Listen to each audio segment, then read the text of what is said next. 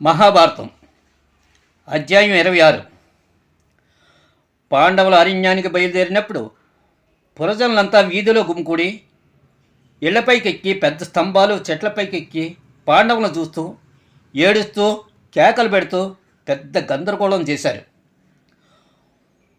పురాతన అలవాటును అనుసరించి రత్నఖచితమైన రథాల్లోని భారీ ఏనుగులపై కూర్చుని మంగళవాద్యాలు సాగుతుండగా ప్రయాణించే రాజపుత్రులు ఇప్పుడు వారి జన్మభూమి నుంచి పాదచారులై అడవులకు వెళ్ళారు. ప్రజలు ఏడుస్తూ గుంపు గుంపులుగా పాండవులను వెంబడించారు. అన్ని వైపుల నుంచి కౌరవులను చీకొట్టడం పాండవులను వెంబడించారు. పాండవులను అయ్యయ్యో అని సానుభూతిని బాధను వ్యక్తం చేయడం అక్కడ కనిపించిన దృశ్యం. ఈ పరిస్థితిని స్వర్గం నుంచి దేవుడు తప్పక చూస్తాడని జనం నుంచి కేకలు వినబడ్డాయి. అంత ధృతరాష్ట్రుడు విదుడిని రప్పించి పాండవుల పట్టణాన్ని వదిలి అరణ్యానికి ఎలా వెళ్ళింది వర్ణించి చెప్పాలని కోరాడు. ఓ రాజా, కుంతి కుమారుడైన యుధిష్ఠిరుడు ముఖంపై వస్త్రం కప్పుకుని వెళ్ళాడు. అతని వెనుక భీముడు కళ్ళు దించుకుని తన చేతుల వైపు చూస్తూ వెళ్ళాడు. దారి అంతా ఇసుక జల్లుతూ అర్జునుడు వెళ్ళాడు. నకులు సహదేవులు తమ శరీరం నిండా ధూళి పూసుకుని యుధిష్ఠిరుడి వెంట నడిచారు. తన జుట్టు విరబోసుకుని దానిలో తన ముఖాన్ని కప్పుకొని కళ్ళ వెంట నీరు కారుతుండగా ద్రౌపది యుధిష్ఠిరుడిని అనుసరించింది. పాండవుల పురోహితుడైన దౌమ్యుడు వారితో కలిసి వెళ్తూ కారకుడైన యముడిని ఉద్దేశించి సామగానం చేశాడని విదురుడు చెప్పాడు. ఈ మాటలు విన్న ధృతరాష్ట్రుడు ఇది వరకు ఉన్న భయం ఆందోళన కంటే ఎక్కువగా కనిపించింది. పురజనులు ఏమన్నారని అడిగాడు. దీనికి విదురుడు, ఓ రాజోత్తమ, అన్ని వర్ణాల పురజనులు ఏమన్నది వారి మాటలు మీకు చెప్తాను.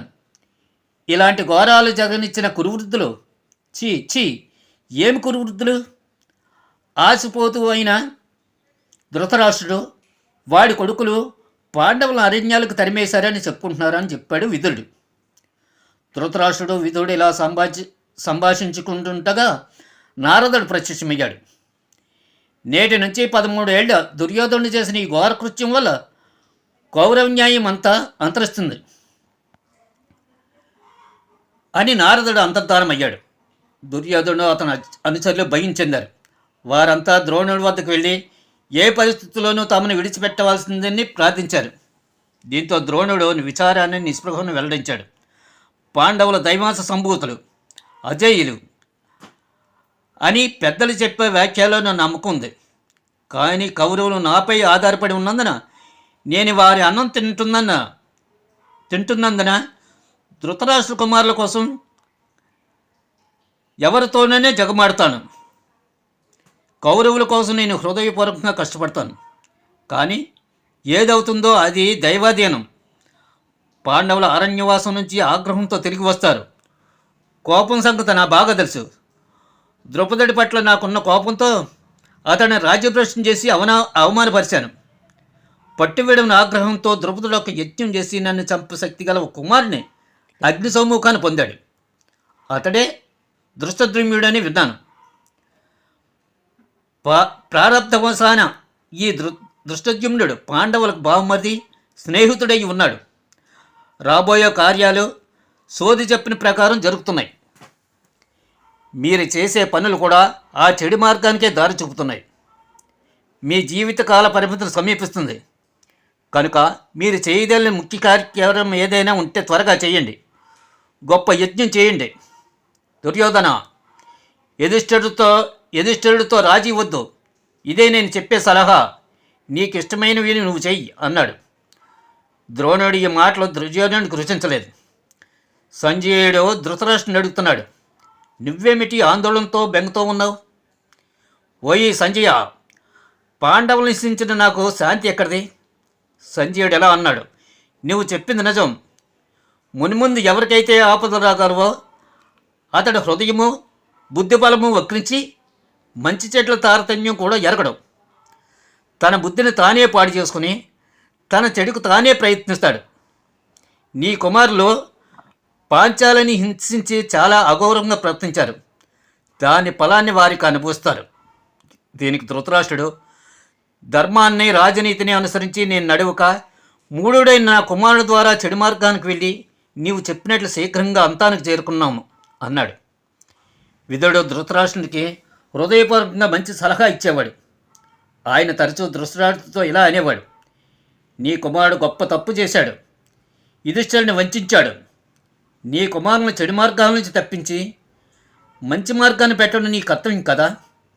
ఇప్పుడైనా సరే నీవు పాండవులకు ఇచ్చిన రాజ్యాన్ని వారు తిరిగి పొందేలా ఆజ్ఞ ఇవ్వు. యుధిష్ఠిరుడిని అడవుల నుంచి రప్పించి అతడితో రాజ్యపడు. న్యాయ సూత్రాల ప్రకారం చేయనప్పుడు నీవు దుర్యోధనుడిని బలవంతంగా అడ్డుకోవాలి. ప్రారంభంలో ధృతరాష్ట్రుడి వ్యాఖ్యలకు మౌనంగా విచారంగా వినేవాడు. విదురుడు తనకంటే బుద్ధిమంతుడని తెలుసు. అతడు ఎప్పుడూ తన మంచి కోసమే ప్రయత్నించేవాడని తెలుసును. కానీ విదురుడు తరచుగా యథార్థాలు చెప్తుండటంతో ధృతరాష్ట్రుడు ఓర్పు సహించలేకపోతున్నాడు. ఒకనాడు సహించలేక తొందరపాటుతో, ఓ విదురా, నీవు ఎల్లప్పుడూ పాండవ పక్షపాతివి. నా కొడుకులంటే నీకు కిట్టదు. మా మంచిని మా అభివృద్ధిని నువ్వు కోరవు. దుర్యోధనుడు నా రక్తంతో జన్మించినవాడు. అతను నేను ఎలా విడుస్తాను? ఇలాంటి సంభవం కాని సలహాలు ఇవ్వడం వల్ల ఏమి ప్రయోజనం? నీపై నాకు నమ్మకం పోయింది. నీవు నాకు మరి అవసరం లేదు. నీకు ఇష్టమైతే పాండవుల వద్దకు వెళ్ళవచ్చు. నీవు ఇప్పుడు స్వతంత్రుడివు అంటూ తన అభ్యంతర గృహంలోకి వెళ్ళాడు ధృతరాష్ట్రుడు. విదురుడు విచారగ్రస్తుడి కౌరవ స్వయం నశింపు నిశ్చయం అని తలసి ధృతరాష్ట్రుడు అన్న మాటలు నిశ్చయంగా నమ్మి జవాసుతి ఏదో రథం ఎక్కి పాండవులు నివసిస్తున్న అరణ్యానికి వెళ్ళాడు. ధృతరాష్ట్రుడు పశ్చాత్తాపడ్డాడు. తనలో తాను ఇలా అనుకున్నాడు: నేనేం పని చేశాను? బుద్ధిమంతుడైన విదురుని పాండవులకు పంపి ఇంకా పాండవులకు బలం చేకూర్చాను. ఈ ప్రకారం ఆలోచించుకొని సంజయ్ని రప్పించి విదురుని వద్దకు పశ్చాత్తాపం తెలియజేసే వార్తను పంపుతూ తానొక నిర్భాగ్య జన్ముండని తానన్న అనాలోచిత మాటలను క్షమించి తిరిగి రావాల్సిందిగా బతిమాలినట్టు చెప్పాలని అన్నాడు. సంజయుడు పాండవుల అరణ్యంలో నివసించే ప్రాంతానికి త్వరగానే వెళ్ళాడు. అక్కడ పాండవులందరూ జింక చర్మం ధరించి ఉన్నారు. ఋషీశ్వరులతో పరివేష్టించి ఉన్నారు. విదురుని కూడా అక్కడ చూశాడు. ధృతరాష్ట్రుడు చెప్పి పంపిన సందేశాన్ని విదురుడికి తెలియపరిచాడు సంజయుడు. నీ హస్తినాపురానికి తిరిగి రాకపోతే అందరాజు ధృతరాష్ట్రుడు భగ్నహృదయుడై చనిపోగలడని చెప్పాడు. మృదుల స్వభావుడైన విదురుడు హృదయం ద్రవించిపోయింది. సంజయుని వెంట హస్తినాపురానికి తిరిగి వెళ్ళాడు. ధృతరాష్ట్రుడు అతన్ని కౌగిలించుకున్నాడు. ఉభయలు కన్నీరు కార్చారు. అప్పటి వరకు విదురుడిపై ద్వేషాన్ని వెలగక్కిన ధృతరాష్ట్రుడు అన్యోన్య ప్రేమారాగాలు వ్యక్తం చేశారు. ఒకరోజు మైత్రేయ మహాముని ధృతరాష్ట్రునికి మందిరానికి రాగా గౌరవించి ఉచితాసనంపై కూర్చోబెట్టారు. ధృతరాష్ట్రుడు ఆయన ఆశీర్వాదం పొందారు. మీరు పాండవులను కలిసే ఉంటారు. మా కుటుంబంలో అన్యోన్య ప్రేమ ఏమాత్రమైనా తగ్గకుండా ఉంటుందా అన్నాడు ధృతరాష్ట్రుడు. మైత్రేయ బదిలిస్తూ, నేను కావిక వనంలో హఠాత్తుగా యుధిష్ఠిరుని కలిశాను. ఆయన్ని చూడడానికి అక్కడ ఉన్న ఋషులు వచ్చారు. హస్తినాపురంలో జరిగిన సమాచారాన్ని విన్నాను. నీవు భీష్ముడు జీవించి ఉండగా అలాంటి పనులు జరగడం నాకు వింతగా అనిపించింది. తర్వాత మైత్రేయుడు అక్కడే ఉన్న దుర్యోధనుడు చూశాడు. కృష్ణుడు ద్రౌపదుడు పాండవులకు బంధువులని, పాండవులే పరాక్రమశాలులని, అలాంటి పాండవులకు హాని చేయడం తగదని, వెంటనే దుర్యోధనుడు పాండవులతో రాజీ పడాలని, ఇదంతా దుర్యోధనుడు శ్రేయస్సు కోరి చెప్తున్నానని మైత్రేయుడు దుర్యోధనుతో అన్నాడు.